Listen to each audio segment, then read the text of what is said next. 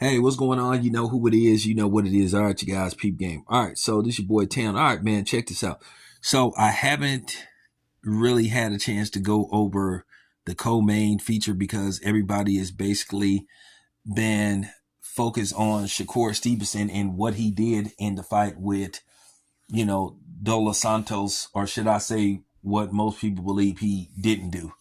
At the end of the day, the fight was a lackluster, not blockbuster, lackluster, because it was a lack of effort from both men.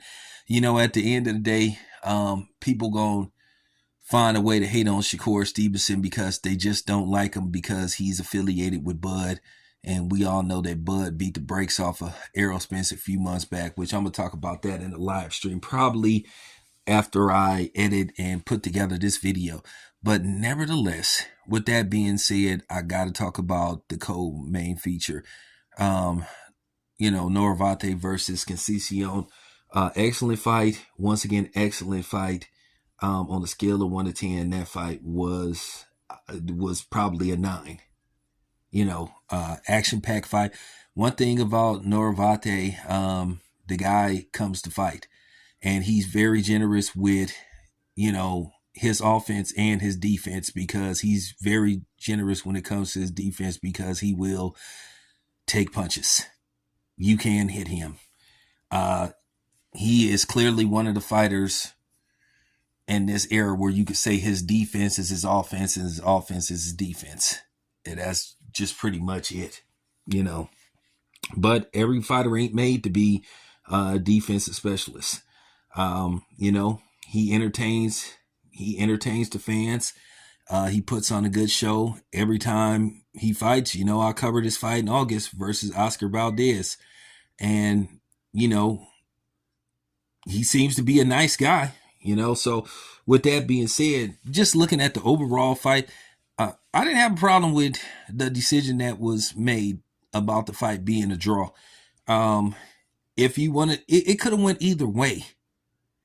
You have to be honest. I watched that fight, I watched it closely. I was sitting beside KO Artist, shout out to him, and another dude. We were all analyzing. And I didn't score the fight, but if you want to go by rounds, I think a draw was I think a draw was fine.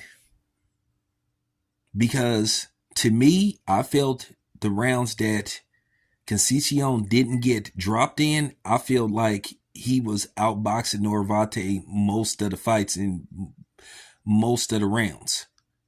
Now, Navarrete finished strong. I think, you can make an argument that he won clearly 9, 10, 11. I think Conceiceo won the 12th. He did drop him. I can't remember what round he dropped him in, but he dropped him later on with a body shot. I cannot remember what round that was. But for the most part, I thought Conceiceo, I think if he wouldn't have got dropped the second time, I think he probably would have won a split decision. I think Conceiceo would have won that fight if he wouldn't have got dropped a second time, because like I said, even when he got dropped the first time, I thought he got up and he was outboxing Navarrete and out hustling him. Now, of course, Navarrete with his power, he was doing a little bit more damage. But the thing with Conceiceo, he kept fighting. He kept fighting. He showed heart in that fight. He fought like a guy who knew was his last chance to become a champion. Now, from what I was told, Navarrete said that he didn't have a problem with the decision that was made. So if he didn't have a problem with it, then why should we? And it appears that in all likelihood, they'll run it back. That fight shouldn't be a feature. That could be a main event because people will come out to see that fight. They can put it right back in Arizona. They can put it put it at the Mandalay Bay or somewhere like that, because Navarrete can at least sell anywhere between 9 to 10,000 tickets. So, run it back. But I didn't have a problem with the decision. I thought the decision was fair.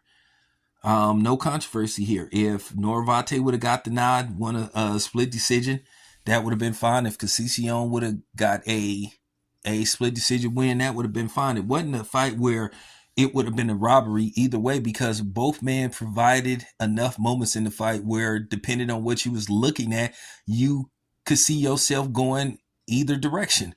So this is one fight, no controversy to me. Have no problem with a draw. I'll say this much.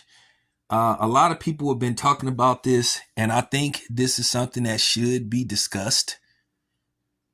Maybe they should go back to, listen, the 15-round fight is dangerous, but Lou DiBella said, why not 13 rounds?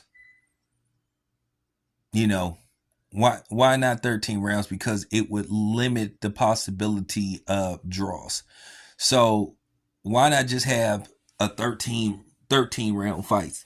Now, of course, the fighters would have to be okay with it and have to go through its proper steps and all this kind of stuff, the promoters, fighters, and all that kind of stuff, referees. But I really think they should consider that.